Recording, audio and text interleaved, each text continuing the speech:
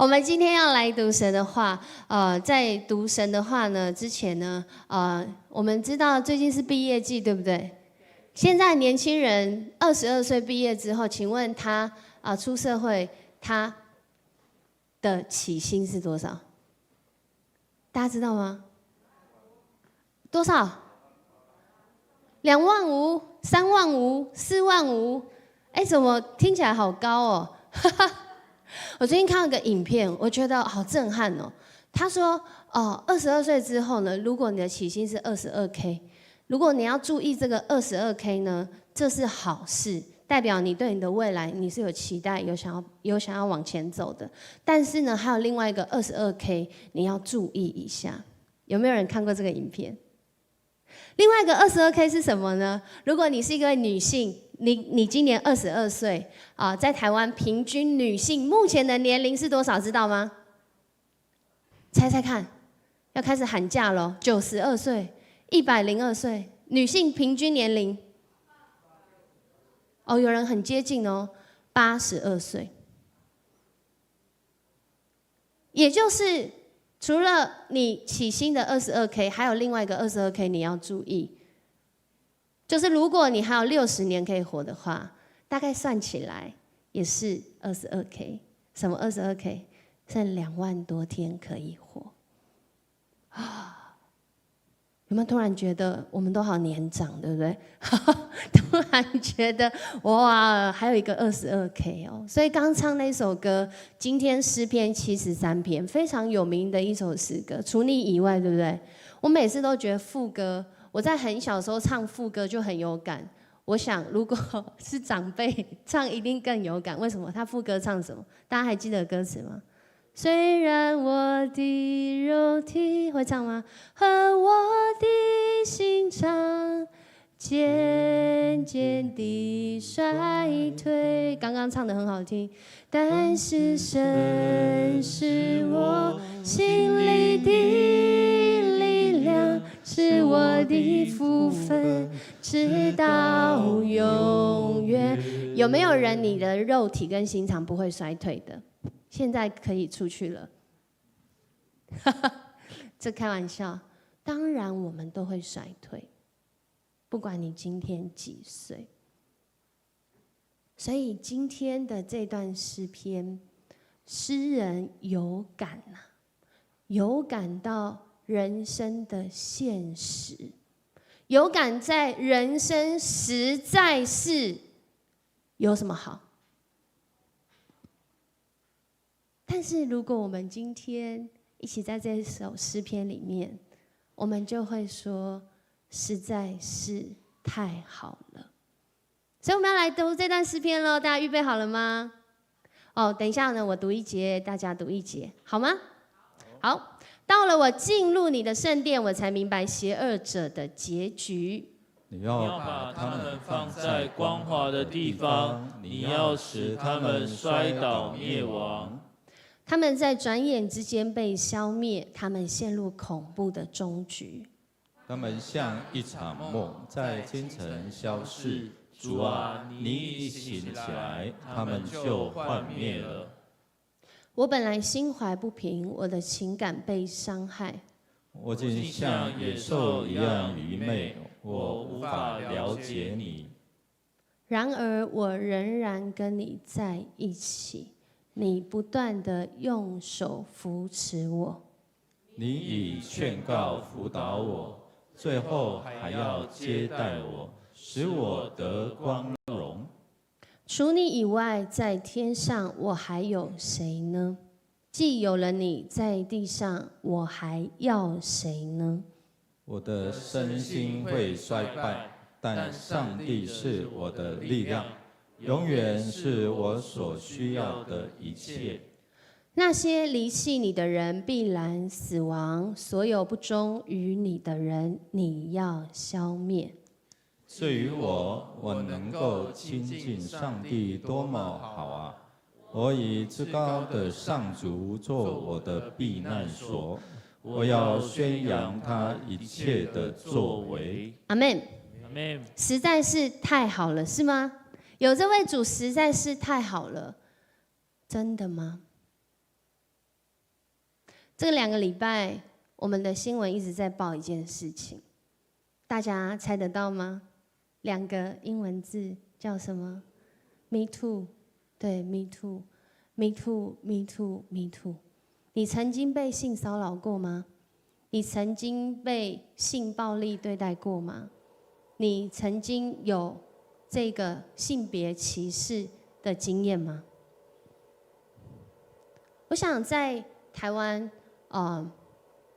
多多少少，这是许多人共同的经历，甚至不分你是男性还是女性。特别这2个礼拜，我们看新闻，一路狂烧。从政党官员、一般人民、演艺人士、公众人物，新闻每天都在爆料。然后大家看完这些新闻，看完这些爬文，看完这些 po 文，请问你心情很好的举手。OK， 有人心情很好，请问你心情很不好的举手。手放下，谢谢大家，谢谢大家很乐于分享。我想，我们看会有我们心情好的原因，我们看也会有我们心情不好的原因。但是看下去，到底我们能怎么样呢？今天牧师用这样的一个引言开始，是因为我要带大家回到 Me Too 的开始。其实 Me Too 最早是在2006年，2006年距今几年？请问一下，17年前。17年前，这个性暴力的议题，17年后在台湾才整个引爆出来。哇！引爆出来是将许多的不公不义引爆出来，但是同时也将很多人心里面的深深的那个烙印伤害引爆出来。然后牧师要问大家怎么办呢？2006年其实是由一个在美国的社会运动家，她是一位女性，她的名字我其实不知道到底怎么念，因为她是一位非裔的女性，她的名字叫用华语讲叫塔拉纳伯克。她在当时的一个社群平台叫 MySpace 上面就用了这个 Me Too 的标签。然后就在那个时候发起了一段运动，然后就是草根运动，由下往上的。他们要做一件事情，因为在17年前，我们可以想象一下，17年前，他要为这些被性侵犯的有色人种发声。谁是有色人种？跟你旁边说，你就是有色人种。为什么？因为我们是黄种人嘛，对不对？就算你长得像外国人，你也是黄种人。我很常被说长得像外国人，但我都会解释一下，我是台湾原住民。谢谢大家。所以当他发起这个运动之后，哇，好棒！刚刚有说有 Me Too 出来，心情很好，对不对？2006年之后发起之后，再见，没了，没有了，就没有了。不是没有，应该说它没有影响，那时候影响到大众，一直到2017年的时候，才有一位美国的女演员，她在她自己的 Twitter 平台上写了这样的一个经历 ，Me Too。结果没想到，就在那一天，根据 Facebook 的统计 ，Twitter。在 Twitter 是 Facebook 是2个不同的社群平台。当天 Twitter 出现了超过20万次的一样的 #MeToo， 也就是说有20万人有跟他同样的经验，就是被性骚扰、性暴力的经验。然后呢，同时在另外一个平台叫做 Facebook，24小时就有470万人，在1200万 po 文当中。#MeToo，也就是平均在美国的用户45%里面就有一条他朋友 po Me Too 的这样的 po 文。我今天用比较沉重的开始，是因为这一首诗篇实在是太沉重，它沉重到跟你现在听到这个可怕的数据，如果你家有女性，也不用管，也不是女性，现在连男性都一样，非常有可能你就是在这个性暴力的经验当中经过。所以后来在2017年的那一年，其实有好多好莱坞的演员，特别男性，他们也说他们曾经有被性骚扰的经验。讲完之后，然后呢？这个运动其实是原本是一个叫用同理心实现父权，用同理心实现父权的一个运动里面，其中一个行动叫做 #MeToo， 也就是它有很多，不只是这个。然而在那个时候一开始讲出来的时候，并没有引起回响，反而是2017年开始引起回响。甚至引起回响到后来有一些男性，他在他自己的 hashtag 上面，他 hashtag 说 How I will change， 我将如何改变？为什么他会写这个？因为他就是那个曾经性骚扰别人过的人。在那个时候是这样，可是反观今天我们在台湾的现场，我们面对到许多的罪恶，许多的邪恶，甚至在普遍看来，这是一个邪恶充斥的世界。诗人他感觉到一件事情，就像刚刚大多数的人说，心里愤愤不平。讲出来之后，这些人很有勇气讲出他们被人糟蹋的经验。这不是一件随便就可以说的事，就好像你不会随便把你的秘密告诉大家一样。但是当他们去说的时候，是为了什么而说呢？而观看的人是为了什么而回应呢？在今天，诗人在诗篇73篇，他带领我们在他那愤愤不平的感受里面，甚至觉得邪恶当道，我是不是干脆就跟他们一起？反正 Me Too 啊 You Too 啊，大家都有啊，不是吗？觉察我跟上主之间的距离，这是我们今天要一起来分享的。因为诗篇，其实这首诗篇很特别，是许多的诗篇是一直在描述我跟上主之间，我怎么去经历那个过程。但是这首诗篇很特别的是，他一开始就讲出他经历这个过程之后，他感受到，他经验到，他认识到这位主是一位怎么样的主。这位主是一位怎么样的主？请大家来读。恩待以色列那些清心的人，至于我的脚几乎失散，我的脚险些滑跌。我见恶人和狂傲人想平安，就心怀不平。这是诗人一开始就做出的结论。他一开始就说，神实在恩待以色列那些清心的人。他实在什么？他恩待以色列那些清心的人，因为我曾经差一点我就要跌倒了，因为我曾经看着这个世界太邪恶。这位诗人他说，神实在恩待以色列那些清心的人，神实在恩待那些属于上帝、那些专心寻求上帝的人。这是那第一句话他原来的意思。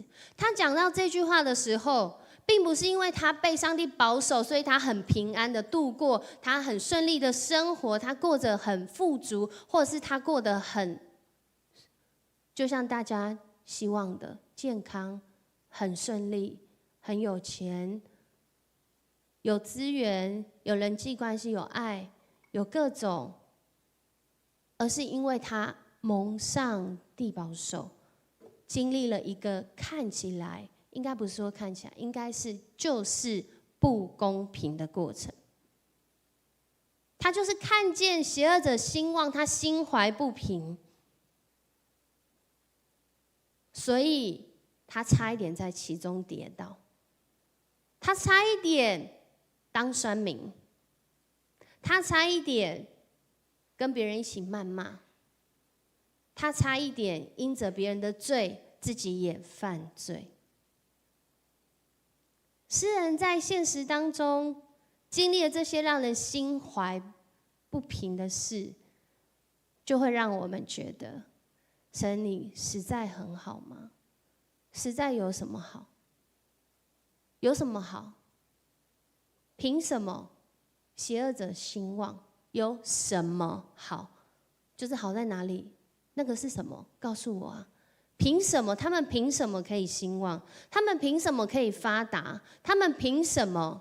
这边的经文呢，很经典哦。如果我们等一下细细来念，就知道。我们一起来读：因为我嫉妒傲慢人的发达，见邪恶者兴旺，就心怀不平。他们没有遭遇痛苦，他们强壮健康，他们不像别人受苦，他们不像别人遭遇患难。很多的人其实都有过这样的心情，看见邪恶的人兴旺，心里就觉得很不公平。为什么我这么努力，他好像也没有努力就可以这样？为什么我这么，他可以这样？哦，就在那个我跟他的比较里面，心里面的不平就越来越多，越来越嫉妒，越来越不公平。有的人他不一定会表达出那个，但他很喜欢酸别人。他们不像别人受苦，不像别人遭遇患难。诗人真实的看见，在世界上真的有这样的运作。而你知道，在这段经文有一个很好笑，我想一想，真的，我们时代不一样，理解不一样。他说：“邪恶人呢，为什么他心里心怀不平，心里觉得很生气，觉得很愤怒？因为他看见邪恶的人既没有遭遇痛苦，而且他们强壮健康，他们没有经过别人经过的苦难，没有经过别人遭遇的患难。其实原来的意思，在我们当中，我说这段诗篇就是告诉我们。”肥胖的人有福了，为什么有福了？没有，肥胖的人有祸了。这段诗篇强壮健康，原来的意思是肥胖的意思，跟我们现在理解的肥胖很不一样。现在的人容易符合这个条件，所以想办法变瘦，是吗？可是你知道，在当时诗人的时代，肥胖是一个被羡慕的事。所以你胖吗？你肥胖吗？你是被羡慕的不要再说人家胖了，在那个时代，他是被羡慕的。为什么被羡慕？因为诗人在那个时代，能够肥胖的人非富即贵，他不需要劳动，他一定是衣食丰足，所以他才有机会跟条件肥胖。这说来很没有感觉，对不对？我今天早上看到一个新闻，我不知道这是新闻还是真实的。他说，我们会喝一个饮料，这饮料现在很便宜，也没有很便宜，然后很多人都会喝。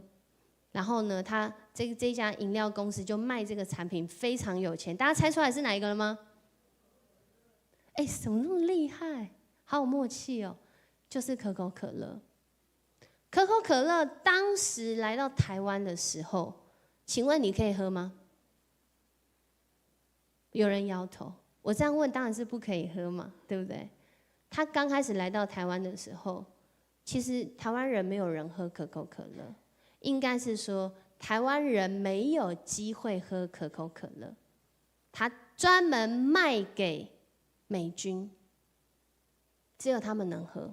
以当时来说，台湾人喝叫奢侈品，好像以前的苹果是奢侈品一样，好像以前的肉是奢侈品一样，好像以前的什么是奢侈品一样。哦，结果我们看到这些以前令人羡慕的，现在呢？所以就在那当中，当时诗人还没走到那个时候啊，他还没有看到现在啊，他还在那个时候啊。为什么他可以喝，我不可以喝？为什么他可以把自己养得肥肥胖胖的，我没有办法？为什么他们那么坏？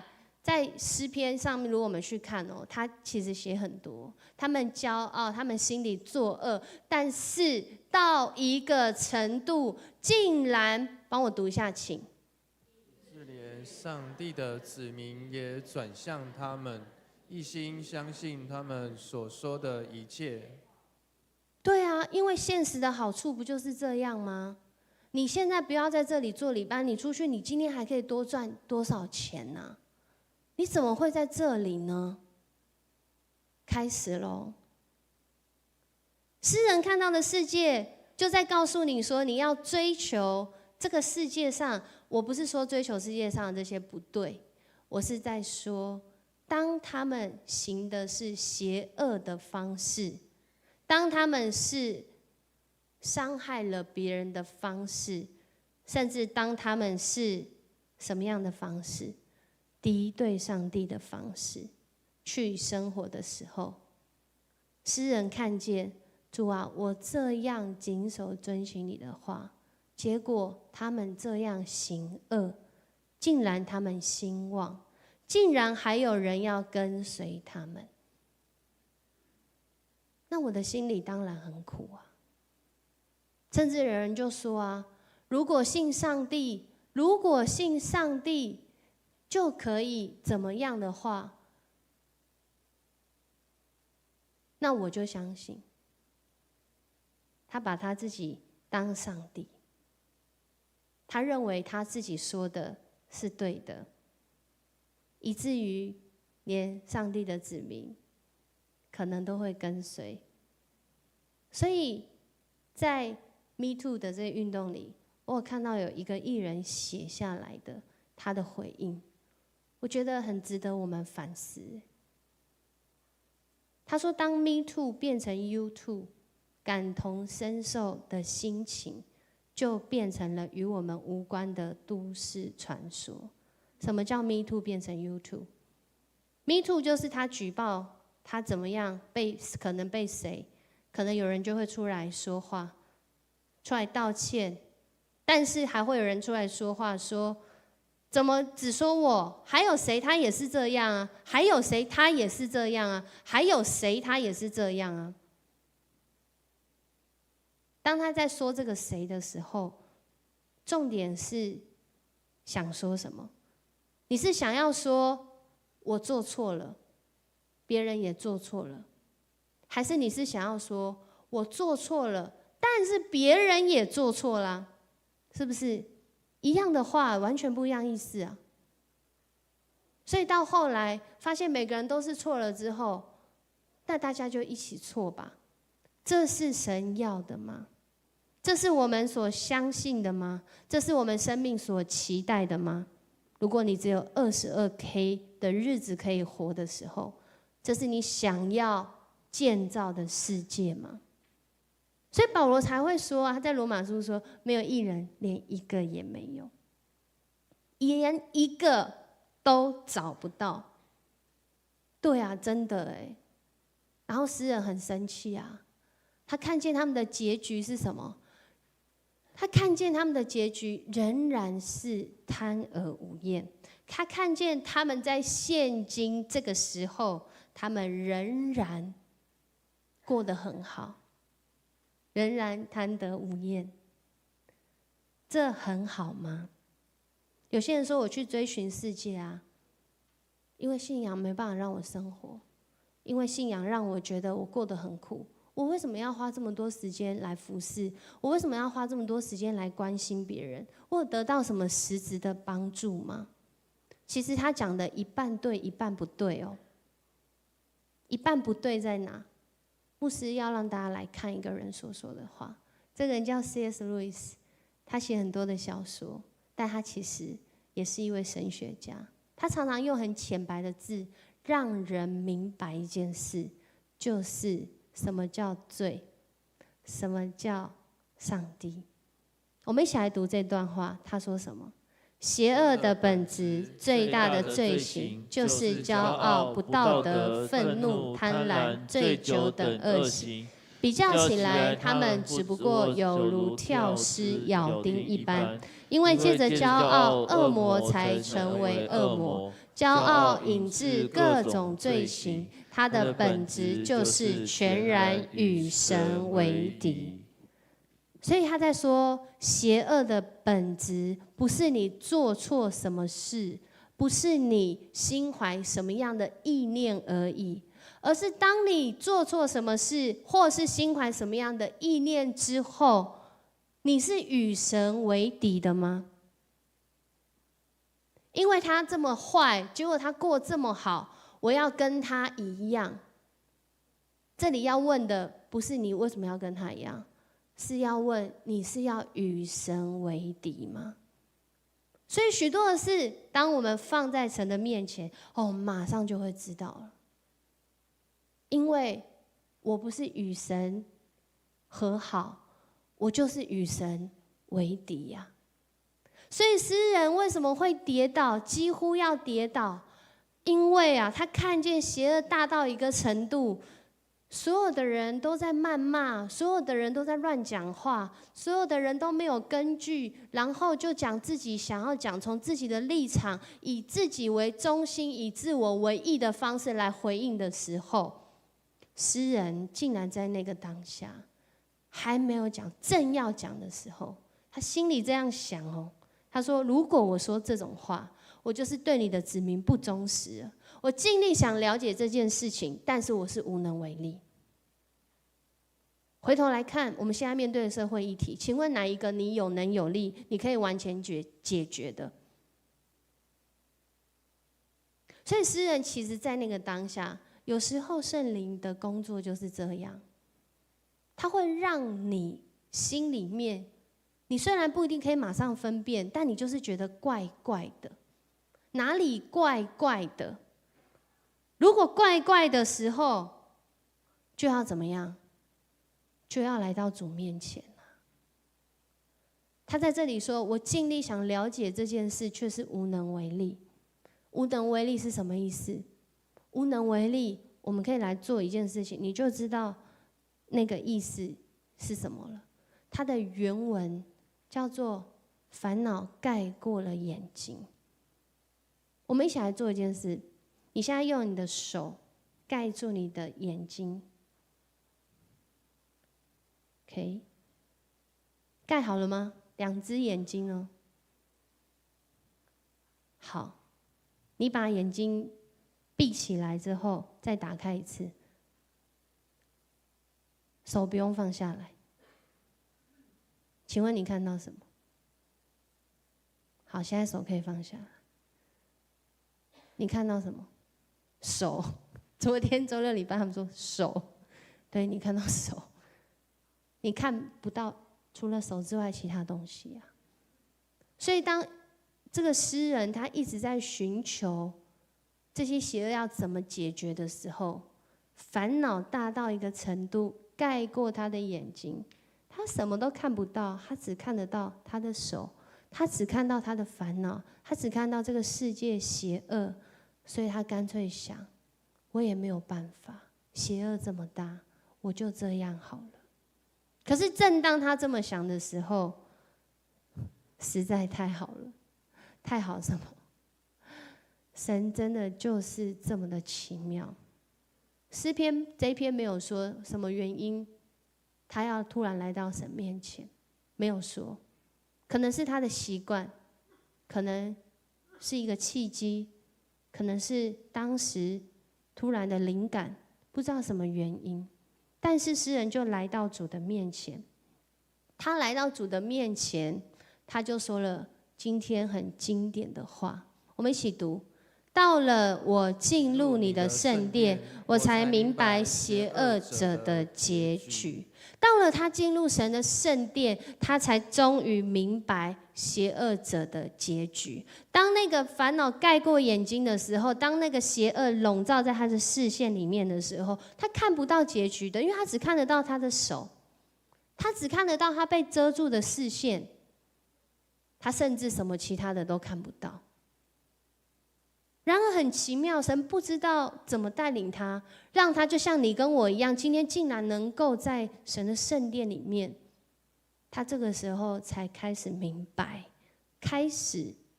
白邪恶者的结局。诗篇说他的结局是什么？诗人说我的境况是我几乎被盖过了眼睛，我几乎就要跌倒了，但是他却在神的面前认识到，我这个人，我谨守遵行，我都可能要几乎跌倒，但神对待恶人的方式，却是让你们就在这光滑的地上，让你们自己决定，让你们自己任凭你们荒废下去。也就是寻求上帝的人，你可能也会跌倒，但是神会扶持你。但如果你没有寻求神，你很像就在一个很光滑的地上，然后随时准备要跌倒。右边的路跟左边的路，如果你今天没有穿鞋子走在上面，你想象一下哪一条路比较好走？你想象一下走在哪一条路上，你比较会注意不要跌倒？你想象一下，在什么样的路上他会跑得比较快？我们都说那是健康步道，右边那条路，对不对？在上面跳3下，可能就哀哀叫。石头还不知道是尖的还是扁的，是圆的还是厚的。很多的时候，我们在走的路好像就是右边，我们的生活好像一个一个的石头，好像是阻碍，但它可能也是祝福，因为它让你会开始注意你在走什么样的路。恶人却不是这样。诗篇的这一篇的作者说，应该说他经验到的是，他看见邪恶人的境况就是这一条路很滑，他都走得很顺，他走得很快，他走得很好，但你不知道你是不是马上就会跌倒。然后一跌，哇，不得了，一地上滑得不得了。如果你有走过很滑的地，你就知道，你一定会想尽办法要维持平衡的，每一步都战战兢兢。但是你一定，应该不说一定，你几率很大你会跌倒，而且你不知道你什么时候会跌倒。这就是诗人他认识到，在主里面经验到，原来邪恶者的结局是这样，转眼就消逝了，就像一场梦一样。有人说啊，做梦的人怎么样？不知道自己在睡觉啊，睡醒了才发现它是一场梦啊，对吗？酒醉的人都不觉得自己醉啊，可是旁边的人都看他很醉啊。其实邪恶也很像这样。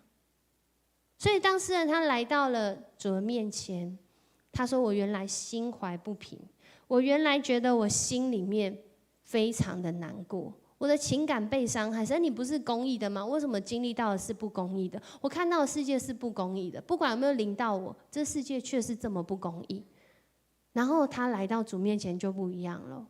台语讲得更精准，台语说：“我亲像金丝同款，我来到你面前像牲畜一样。”牲畜能够了解你吗？他能够跟你沟通，解决你的心情不好，解决你生活生命的问题吗？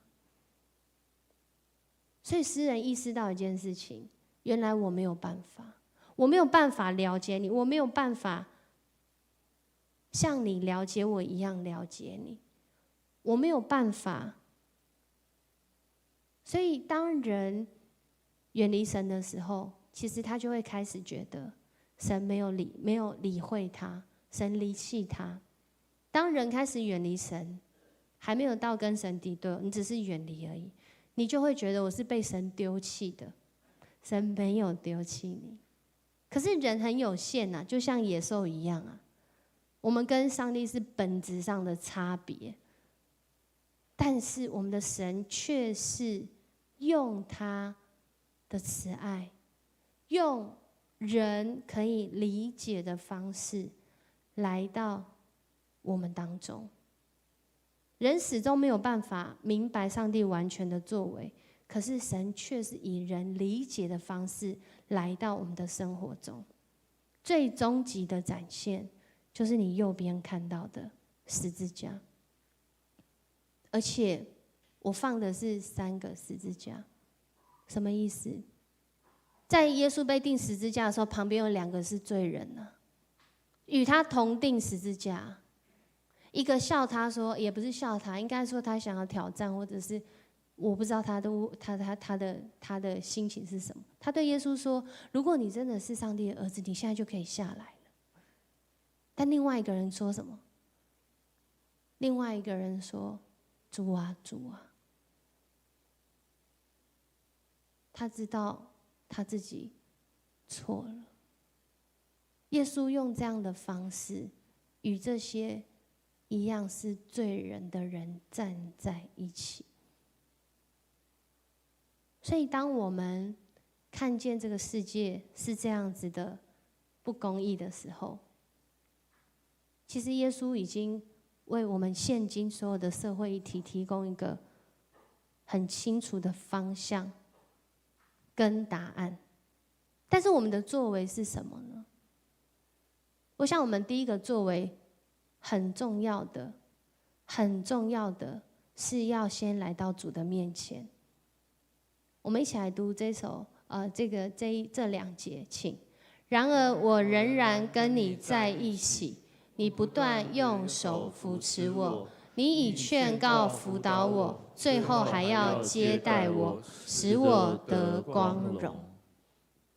诗人发现，当他来到主的面前，不管他现在是好是坏，他心里愤愤不平，他想要投入敌对上帝的阵营，还是怎么样？可是主跟他说：“我仍然跟你在一起，我仍然用我的手紧握你的手，所以才选唯独依靠你。”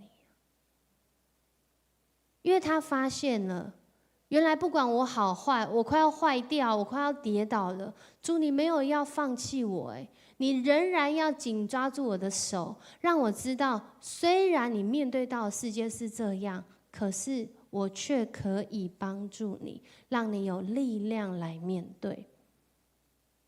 所以当诗人他意识到，我身心的情况是在下坡，可是我心里的力量却是永远都在，甚至可以上坡。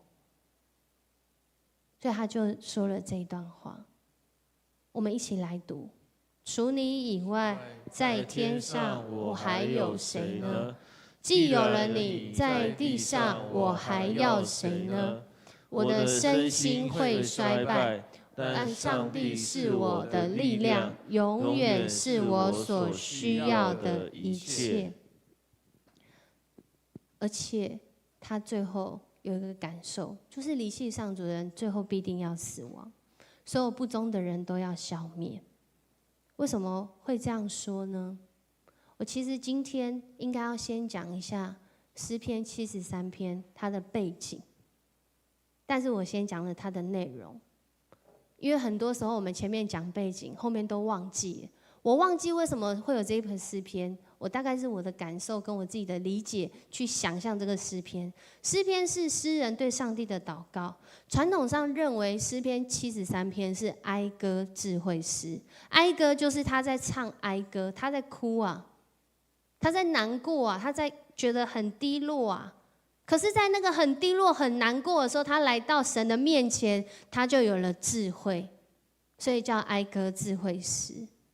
诗歌的作者原来可能是一位君王，所以他说，如果我这么说的话，我就是对你的子民不忠实啊。因为他是一个有影响力的人。而这篇诗篇呢，是什么时候写的？其实非常有可能，比较准确的是在已经没有国的时候，被掳之后。但是诗篇的作者却用一个我是那个君王的这样的一个位分去写这首诗篇。如果到这边都听不懂，很正常。所以我们要来看，你就会知道为什么我会说实在是太好了。因为诗人在这首诗篇，他经历到3个实在。第一个实在是神实在恩待以色列那些清心的人，神实在恩待那些属于他而且专心寻求他的人。你是属于他的人吗？你是寻求他的人吗？如果是，就实在是太好了。因为君王也会有软弱的时候，上帝即使是连君王这么尊贵的人，他都会有要跌倒的时候，可是神却是要保守他，何况我们一般民众呢？而第二个实在是太好了。实在什么原因？因为发现第二个实在是我们都好有限，我们都会有要跌倒的时候，人就是会有软弱的时候。但不要忘了，即使你软弱，你同时也有影响力。所以对上帝专心是一件非常重要的事情。以现在来说，就是当你对主专心，你才开始懂得分辨，你才开始知道法则，然后我们才知道怎么面对现今的社会议题。我们要明白，我们是不是正在被带风向？我们是不是正在被怎么样？还是我们都不知道？只要我支持他，我就觉得他是对的，不管他怎么乱搞。神的心意绝对不是让我们当一个没有辨识力的基督徒。然而，我们有没有单独会主？我们有没有对上帝的话语有认识？我们有没有在里面去操练、分辨，我该不该说？我要说什么？还有一个，我什么时候说？我想今天我们来到主的面前，我们真的都很有限，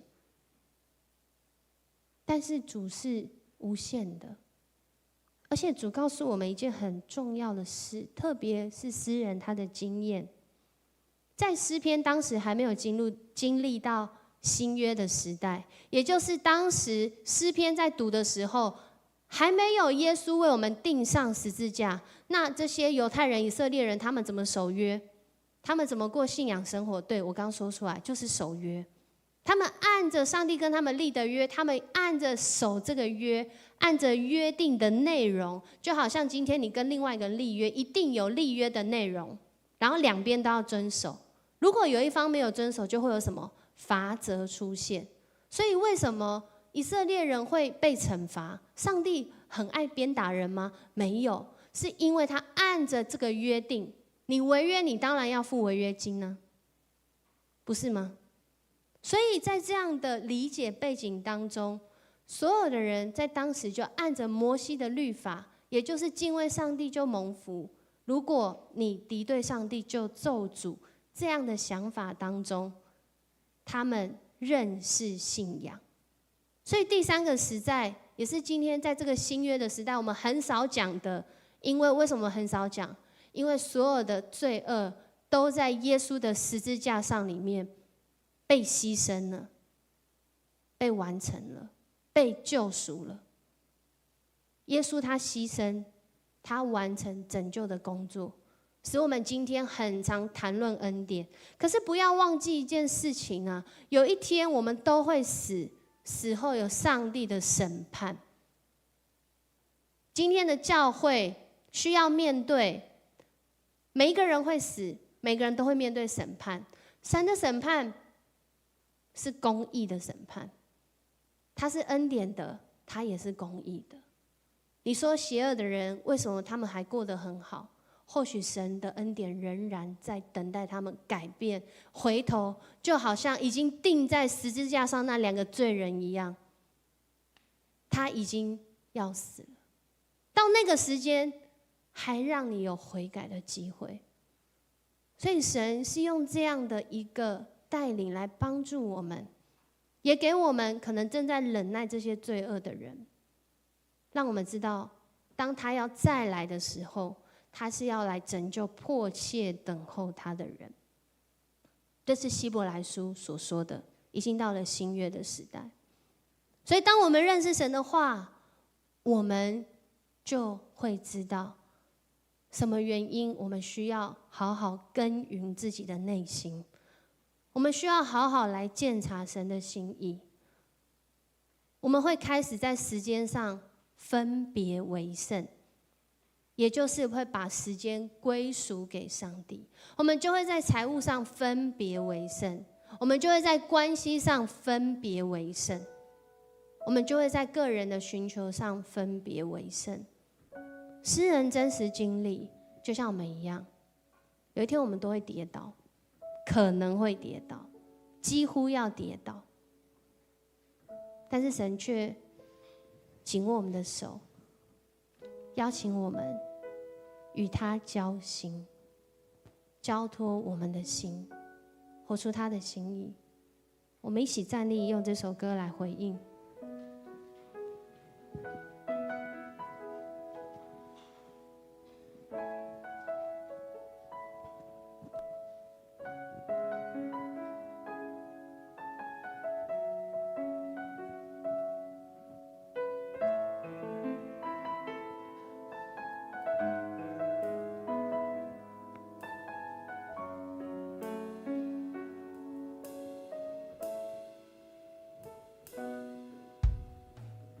若非你流出宝血赎回我，我怎能有机会重新来过？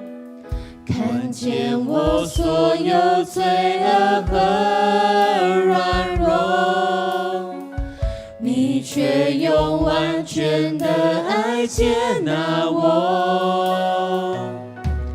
虽然我曾有时心远离过，但你心事仍紧紧抓住我，学会放手，不再靠自己活，自夸要你一切为我所做，唯独依靠你，唯独依靠你，唯独依靠你，无价的宝血印出真实的我，多么不等价的替换。唯独依靠你，唯独依靠你，成就永恒坚定不移的约，天涯海角你把我寻回。耶稣，我们心中愤愤不平吗？我们看到社会很多的议题，我们没办法回答吗？我们觉得自己无能为力，甚至觉得委屈，看见自己的软弱，却也是不知道怎么样才能继续往前走。诗篇的诗人经历到一件事，就是当他来到主的圣殿，如果那是被掳归回的时候，怎么还会有圣殿？圣殿被毁了。所以其实他用圣殿来表达，就是我遇见神的地方，那个地方就是被分别为圣的地方，就是在此时此刻你来到主的面前，它就是被分别为圣的地方。就在那里，我们可以把我们所有心里的不平、心里的怒气、心里的委屈、心里的无能为力，甚至心里面你不敢向别人说那真实得罪神的经历带到他面前。神不是单言，而是不愿一人沉沦，乃愿人人得救。我们要为我们自己的生命来祷告，因为我们是活在神的面前，活在人的面前。我们要为我们的生命来祷告，让我们有从神来的智慧，有从神来的行动，有从神来的回应，按着他的心意来行。这时候邀请大家把那些情绪交托给上帝，把那些问题交托给上帝，把那些我们没有办法事交托给上帝。神有办法，那我们愿不愿意按着他的心意来行？求神帮助我们的心，我们一起开口来祷告。所以说我们来到你的面前，我们要为我们的弟兄姐妹来祷告。主啊，你让我们不是依靠这个世界，不是依靠我们自己的能力，不是依靠我们眼前的这个陷阱，而是我们要来依靠你，因为唯有你掌权到永远，唯有你作王到万代，唯有你在我们的生命当中是那一个让我们经历实在太好的主。感谢赞美你，我们感谢赞美你，谢谢你与我们同在，我们感谢赞美你。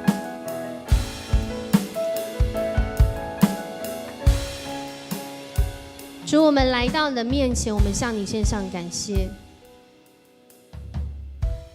因为我们正在读的是在旧约的时候，这些敬畏你的人他们所认识的你。主，谢谢你让我们透过诗篇这扇心灵的窗户，让我们也可以看见自己生命的处境。主啊，也更是看见即使我们所在的是顺境，是逆境，是困境，是苦境，主你都与我们同在。主你都用你的手紧握我们的手。主你在我们要跌倒的时候，主你提醒我们，主你帮助我们，甚至主你拯救我们。主啊，恳求主你也帮助我们，因着我们对你有这样的认识，所以不论何时，主我们都要来亲近你；不论何时，主我们都要来信靠你。主啊，不论何时，我们都要单单的来依靠你，因为在天上地下别无拯救，只有你能够帮助我们。人没有办法处理罪恶的问题，唯有耶稣基督为我们的罪恶死在十架上。主啊，是因着你为我们付代价，我们才能够领受这恩典。所以我们更珍惜这样的恩典，我们更珍惜这样的福音，我们更珍惜主你所赏赐我们在你的里面有永恒的生命。主，谢谢你，愿阿爸天父你不变的慈爱，按着你的公义赏赐给你的百姓，就是那些相信耶稣基督为我们死，也为我们复活，使我们领受能够重新再来新生命的主。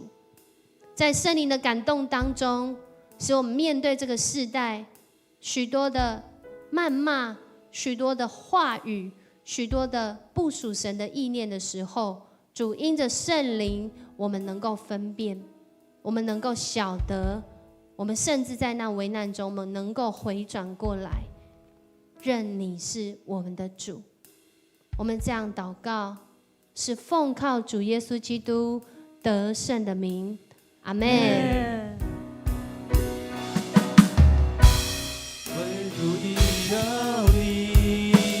唯独依靠你，无价的宝血因赎真实的我，多么不等价的替换。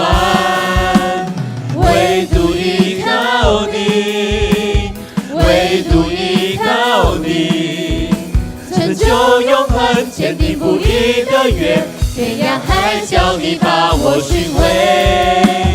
唯独依靠你，唯独依靠你，无价价的宝血，引出真实的我，多么不等价的替换。唯独依靠你，唯独依靠你，成就永恒坚定不移的约。天涯海角，你把我寻回，耶稣，天涯海角，天涯海角，你把我寻回，耶稣。我们今天的聚会到这里，请坐。